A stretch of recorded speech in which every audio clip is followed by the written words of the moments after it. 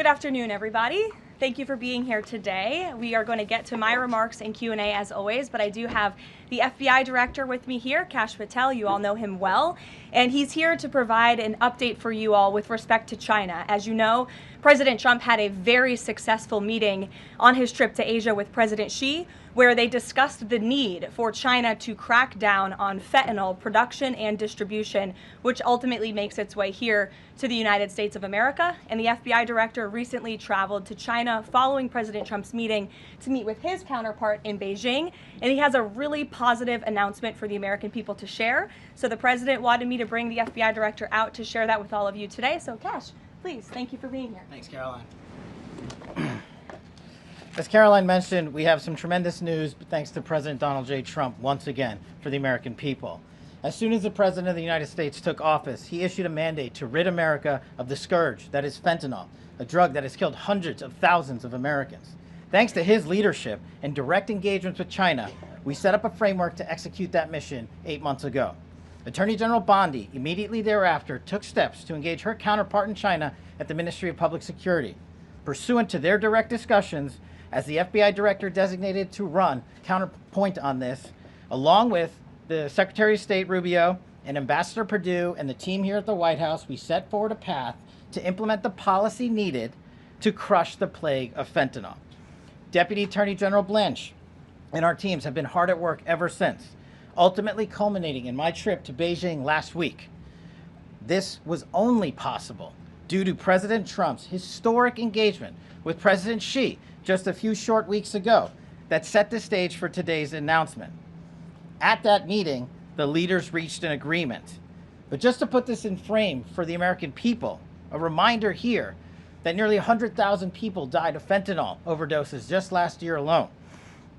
Here, this year, under this president, the FBI has seized 1,900 kilograms of fentanyl so far.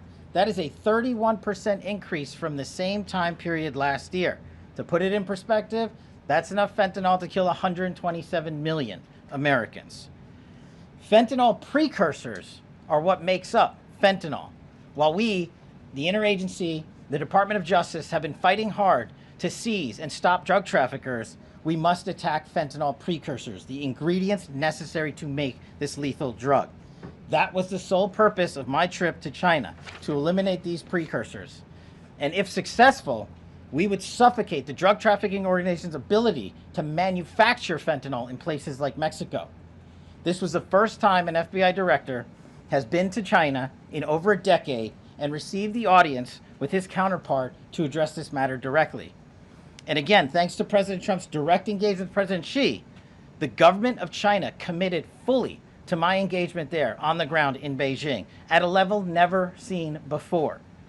While at Ministry of Public Security headquarters, I met with my counterpart at MPS, where the Chinese government agreed on a plan to stop fentanyl precursors. What does that mean? The People's Republic of China has fully designated and listed all 13 precursors utilized to make fentanyl. Furthermore, they have agreed to control 7 chemical subsidiaries that are also utilized to produce this lethal drug. Effective immediately, essentially, President Trump has shut off the pipeline that creates fentanyl that kills tens of thousands of Americans. These substances are now banned, and they will no longer be utilized by the Mexican drug trafficking organizations or any other DTOs around the world to make this drug. This historic achievement has saved tens of thousands of lives. This historic achievement would not have been possible without the tremendous team of President Trump, the Attorney General, the Department of Justice, the Federal Bureau of Investigation, and Ambassador Perdue in China, whose ground-level engagements were imperative to achieving this result. This is yet another example of how President Trump defends the American people, provides security for the American people, and puts the American people first. This is a historic first-in-its-kind achievement by any president to stop the scourge of fentanyl, and it should be championed by every single American. This achievement will save lives. We are thankful for President Trump's steadfast leadership, and this FBI will fearlessly follow in his footsteps to ensure that this mission of safeguarding the American public is achieved every single day. Thank you. Thanks, Caroline. Thank you so much. Appreciate it. Okay. Thank you again, Director Patel. Before we get going, I do have one quick scheduling announcement. Tomorrow, President Trump will be joined by the First Lady in the East Room for an executive order signing aimed at expanding opportunities for education, career development, housing, and other resources for young people transitioning from foster care to adulthood. This is part of the First Lady's Fostering the Future efforts, which are a Be Best initiative. In other news, the Democrats dragged on the government shutdown for 43 days, the longest shutdown in U.S. history. But tonight, thanks to Republicans, the White House is very hopeful that this shutdown is going to come to an end. The damage caused by the Democrats with this reckless government shutdown cannot be forgotten. It is entirely the fault of the Democrat Party. Just look at the vote count. Hundreds of thousands of federal employees have missed their paychecks. Tens of billions in wages and benefits were withheld, impacting vulnerable families. Millions of low-income Americans missed their SNAP benefits. Nearly 20,000 flights at airports across the country were delayed due to staffing shortages, causing Americans to miss family events, vacations, and work obligations. According to Airlines for America, an estimated 5.2 million travelers have had their flights disrupted over the course of the Democrat shutdown. And our economy has lost billions and billions of dollars in economic activity over the course of this shutdown, hurting consumer sentiment and crushing the travel and hospitality industries. According to a CBO estimate, the Democrat shutdown could end up decreasing fourth quarter economic growth by 2 whole percentage points. The Democrat shutdown made it extraordinarily difficult for economists, investors, and policymakers at the Federal Reserve to receive critical government data. The Democrats may have permanently damaged the federal statistical system, with October CPI and jobs reports likely never being released. And all of that economic data released will be permanently impaired, leaving our policymakers at the Fed flying blind at a critical period. It's hard to recap all of this without asking a simple question: why? Why have the Democrats put the American people through this pain for 43 days in a row? And it feels like Groundhog Day being up here again talking about this Democrat shutdown. And the answer to that question is pure partisan politics. They started this shutdown with a ridiculous demand to force taxpayer-funded healthcare benefits to illegal aliens who broke into our country. Even after it was clear President Trump and Republicans would never force American taxpayers to pay for free health care for illegals. In fact, President Trump's One Big Beautiful Bill fixed that problem. The Democrats kept dragging this reckless government shutdown on for weeks longer to boost their turnout in an election, perhaps one may guess. That's because the Democrats are totally captured by their far left-wing base, who only care about attacking President Trump, even if it means hurting innocent Americans in our country.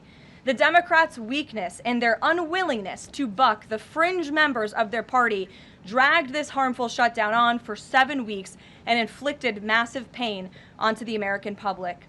But let's be clear.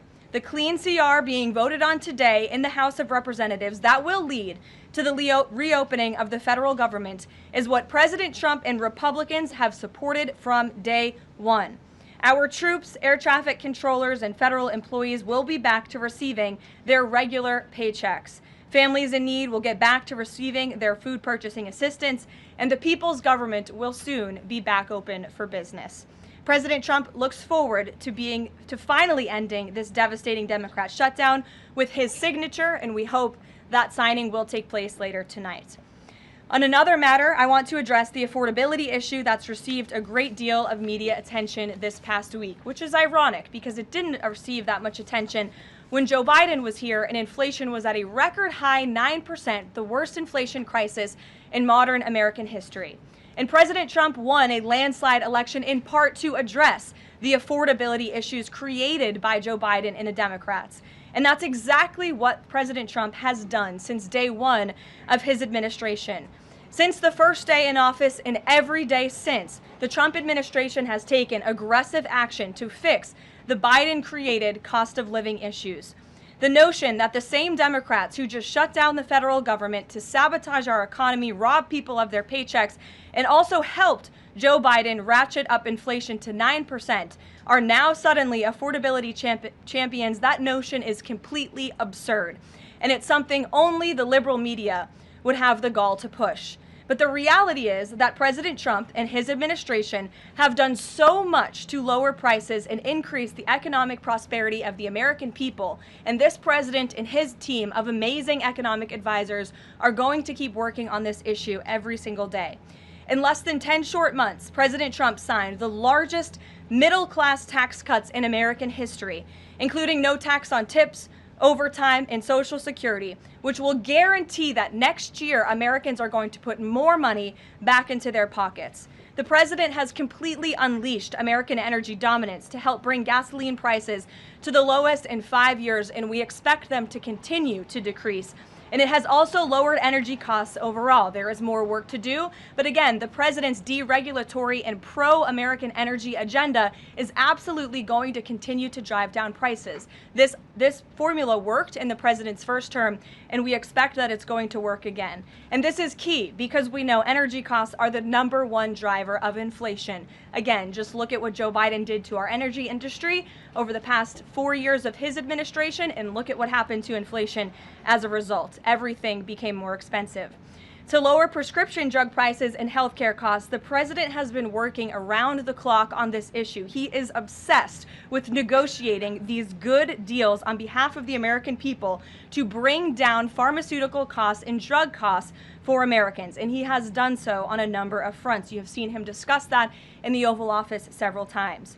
To fuel small businesses, lower their costs, and incentivize hiring, the Trump administration has already cut 30 unnecessary regulations for every new one on the books, which we know will save employers and small businesses across the country thousands of dollars in regulatory burdens. All of these pro-Trump policies are working, and they will continue to work. Wages are rising at the fastest pace of the start of a presidential administration in 60 years. The cost of the typical new mortgage is down by nearly $3,000 per year. There's much work to do, and this administration will continue to do it. But President Trump has already made great progress in cleaning up the economic disaster that was created by Joe Biden. With that, I will take your questions today, and in our new media seat, we have Bev Turner, who works for a new outlet, a UK outlet, but based here in Washington, D.C., GB News. Bev, thank you for being here today. Why don't you kick us off? Thank you, Caroline. So the clock is ticking on the Friday deadline by which the BBC must retract and apologise for their malicious edit of the president in the documentary shown last year. The recently resigned Director General of the BBC yesterday described the organisation as the very best of society and blamed the enemies of the BBC for this outcome. Also yesterday, a senior government minister launched a fierce defence of the channel in the House of Commons, saying that the broadcaster remains a light on the hill for people all over the world. So, does the president feel that the network is taking the situation seriously? Does he believe that they've shown sufficient regret? Does this strain the relationship between the president and the prime minister? And given that the organisation is publicly funded, is the president prepared to bankrupt the BBC in his pursuit of truth and justice? Well, thank you, Bev. There's a lot of questions in one there. I will say I know the president has a very good relationship with Prime Minister Starmer. You have been there, you've seen them in their interactions, you've questioned both leaders in your time joining us when we've gone to the United Kingdom a few different times now. However, he has always been very frank when he disagrees with leaders, even whom he has a good relationship with. And the BBC, being a fair news organization, is definitely an outlet I think these two leaders would disagree. The president has made it very clear that this is a leftist propaganda machine that is unfortunately subsidized by British taxpayers, and he thinks that's extremely unfortunate for the great people of the United Kingdom and Great Britain. And I think that the president was deeply concerned by the editing, the purposeful and dishonest editing of his speech that was so clearly fake news, and he rightfully dubbed that term many years ago, and this is a classic example of that. We see it in the United States all the time. We see it now in the United Kingdom. As you know, the president's external legal counsel has filed a lawsuit against the BBC. We expect that to continue, and whether they apologize or not is up to them. Thanks for being here, Bev. Ouija. Thank you, Caroline. Sure. I have your statement about the new Epstein emails that have been released by House Democrats. Separate from why you believe the emails were made public, can you address their substance? Did the president ever spend hours at Jeffrey Epstein's house with a victim? These emails prove absolutely nothing other than the fact that President Trump did nothing wrong. And what President Trump has always said is that he was from Palm Beach, and so was Jeffrey Epstein. Jeffrey Epstein was a member at Mar-a-Lago until President Trump kicked him out because Jeffrey Epstein was a pedophile and he was a creep. And this email you refer to with the name of a victim that was unredacted now and has since been reported on in this room, so I will go ahead and say it, Virginia Giuffre. And it was CBS's own reporting, Ouija, that recently wrote that Miss Giuffre maintained, and God rest her soul, that she maintained that there was nothing inappropriate she ever witnessed, that President Trump was always extremely professional and friendly to her. And so I think it's a question worth asking the Democrat Party, and you should all go ask them after this briefing, of why they chose to redact that name of a victim who has already publicly made statements about her relationship with Jeffrey Epstein and is unfortunately no longer with us. Mary. Thank you, Kelly. Two questions on this. In the interest of transparency, why not just go ahead, release the full files on Epstein, get this all over with? This administration has done more with respect to transparency when it comes to Jeffrey Epstein than any administration ever. In fact, this administration, the Department of Justice, has turned over tens of thousands of documents to the American people. We are cooperating and showing support for the House Oversight Committee. That's part of the reason you are seeing these documents that were released today, because of the House Oversight Committee's and Republicans' efforts to get these out to the public. This administration also moved, the Department of Justice also moved to unseal grand jury testimony, which we know, unfortunately, a judge declined those requests. So this administration has done more than any, and it just shows how this is truly a manufactured hoax by the Democrat Party.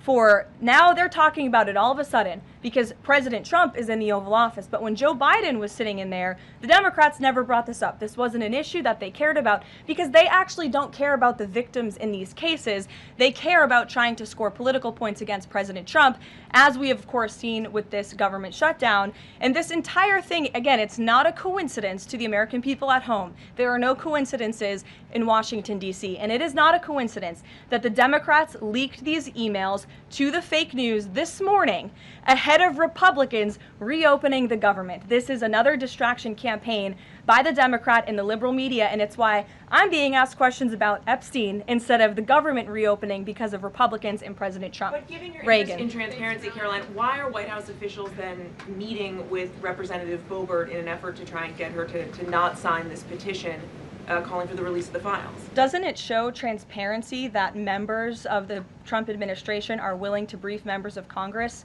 whenever they please? Doesn't that show our level of transparency?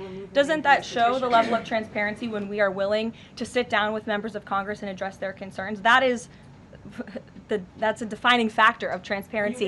Having discussions with members of Congress about various issues, and I'm not going to detail conversations that took place in the Situation Room in the press briefing room. Reagan. I have a question about the government shutdown. Thank you. The Middle East. I'm glad someone does. First, on the government shutdown, the shutdown deal reverses the administration's reps, and it also prohibits more from happening until the end of January. I'm wondering if the president had input on this element of the deal, and if he's at all disappointed that's going to reverse the downsizing of the federal government that they did during the shutdown. I mean, look, I think it's about 6,000 workers total. When you look at that in comparison to the reduction in the federal workforce that this administration has done since January to get rid of the waste, the fraud, the abuse, and to reduce the size of our federal bureaucracy, we've done a lot of great work on that front, and we will continue to. But obviously, the president's main priority was to reopen the federal government and get people back to work, and that's what this deal accomplishes. Line, there's been reports in Israeli media that the U.S. is considering building a temporary military base on the Gaza border. Can you confirm these reports? So I had a conversation directly with the reporter who wrote this article, and this article was based on a single piece of paper, an inquiry that somebody in the Department of Navy made about an idea that may happen in the future. And this reporter deemed that as an official plan and ran with a story that the United States is looking into it. I checked with the highest levels of the United States federal government. This is not something the United States is interested in being engaged in. It's not something we are currently involved in right now that we will be funding. And the president has been very clear he doesn't want to see boots on the ground with respect to what's happening in the Middle East. We've made great peace. We've made great progress with the peace plan in Gaza, and we want to continue to see that move forward. But I put a comment in that story for a reason. And sometimes we see reporters take a piece of paper like this and just deem it as official policy, and sometimes that misleads people a little bit. Sure. There's been a question about UK intelligence sharing regarding the drunk interdictions involving Venezuelan boats. How will that affect the U.S. military operation? There's been a lot of discussion about the high caliber of the intelligence that has been provided before any of these military actions have taken place. I've seen that report. Oh, hello. I've seen that report. I'm familiar with the reporting, but we don't comment on intelligence matters, classified intelligence matters, as you know. As for the Trump administration's position on our narco-terrorist campaign in the Caribbean, it is going to continue, and the president has made it very clear he's not going to allow terrorists to bring illegal drugs that kill American citizens into our great country. Sure, John. I'll go to John and then Zolan. Go ahead. Thank you so much. Trump has talked about sending out $2,000 checks to U.S. citizens. Earlier this year, he also talked about sending a Doge dividend. That didn't materialize. Should U.S. Citizens expect the $2,000 proposal? Is the White House committed to making that happen? The White House is committed to making that happen, yes, and we are currently exploring all legal options to get that done. I don't have a timeline for you or any further details, but I can confirm for you that the president made it clear he wants to make it happen, and so his team of economic advisors are looking into it, and when we have an update, we'll provide one. Solon. You said at the top that one of the costs of the government shutdown was that people missed their SNAP benefits. Can you explain then why the administration went to court to fight the funding of food stamps and SNAP benefits? So recipients missed their SNAP benefits because the Democrats shut the government down, and they forced the administration to tap into a contingency fund that did not even fund the full entirety of this program. And so then you had an unhinged judge who was trying to dictate from the bench what the executive branch has to pay for and where that money has to come from. That is judicial overreach at its finest, and so that's why the administration pushed back on that. We can't have the judicial branch telling the executive branch that we need to rob the Children Nutrition Fund, which is what this judge was trying to do, to pay for SNAP benefits. That's completely inappropriate and it's unconstitutional, and we've been proven right with that legal argument. But now the good news is, again, thanks to Republicans and in several hours President Trump, the government is going to be reopened, and SNAP recipients are going to receive their full benefits, which is what President Trump has always wanted to do. Stephen. Why also did you need the judicial process for that? I mean, during this shutdown, didn't the administration have a responsibility to tap into any of those reserves to ensure that essentially we did. People We did tap into it. We did tap into the contingency fund. And then the judge told us, no, you have to get more money from a children's nutrition fund. And we felt that was judicial overreach. You shouldn't tell the president which fund he has to rob because the Democrats are holding the country hostage by shutting down the federal government.